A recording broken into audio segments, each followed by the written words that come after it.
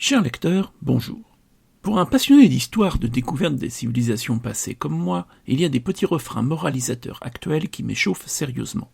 Il est facile d'accuser des gens prompts à leur repentance et avec des financements pour se faire pardonner. Il est facile de toujours dire « c'est la faute des méchants qu'ils payent ». Trop facile. Les Européens ont colonisé le monde, c'est vrai. Ils n'ont pas toujours été gentils, c'est vrai aussi. La colonisation ? Oui, c'est mal selon nos normes morales actuelles. L'esclavage à base raciste ? Oui, aussi. Bon, maintenant examinons les faits. Oui, les faits. Ces choses qui énervent tant les militants obsédés ou les politiciens populistes qui excitent les foules incultes. Les faits. Il existe une loi universelle.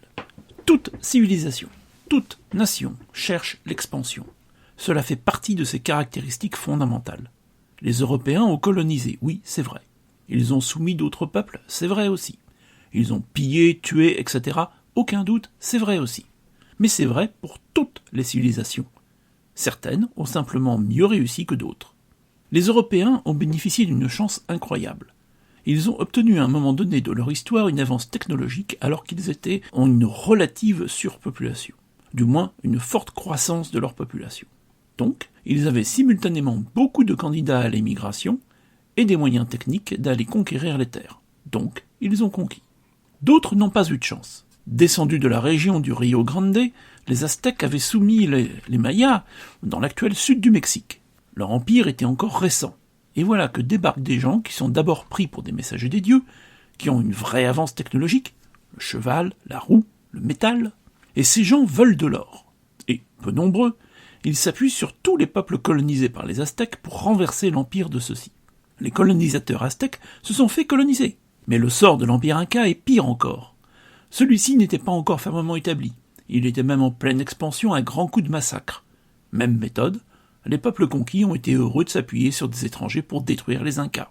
Dans les Amériques, comme en Australie, des peuples isolés de la grande masse de l'humanité accusaient un très fort retard technologique. Pour eux, toute résistance était inutile. L'Inde a colonisé et été colonisée plusieurs fois. Dravidiens soumis par les Aryens, puis par les Mongols, puis par les Anglais. La Chine a colonisé et été colonisée. De très nombreuses fois aussi.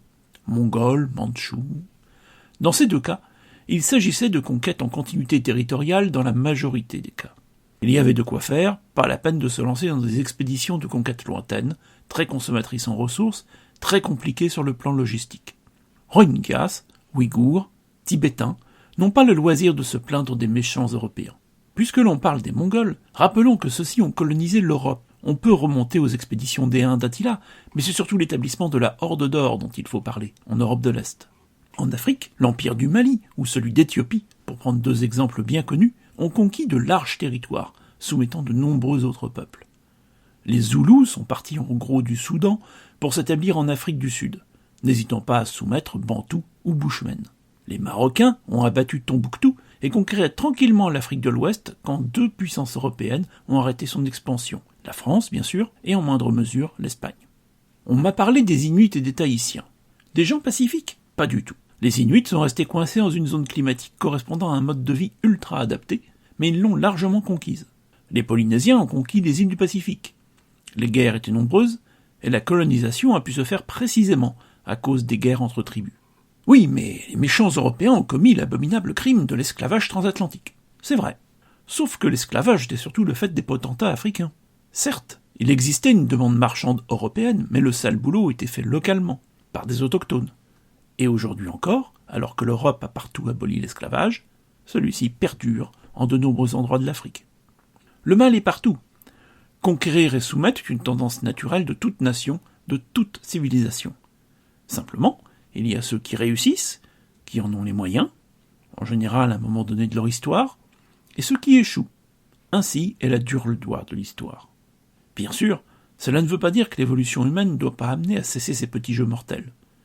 L'intérêt supérieur de l'humanité est que nous allions vers plus de paix, plus de relations équilibrées, on pourrait même dire plus de justice. Ainsi progresse le droit international et la paix mondiale. Mais il n'y aura nul progrès si on cherche des boucs émissaires. Et les pays anciennement colonisés ne gagneront rien à se dédouaner de leur politique inefficace ou de leur corruption sur d'anciens colonisateurs.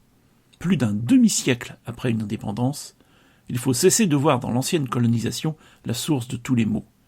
même si c'est évidemment plus facile, plus vendeur électoralement, plus populiste. Bonne journée.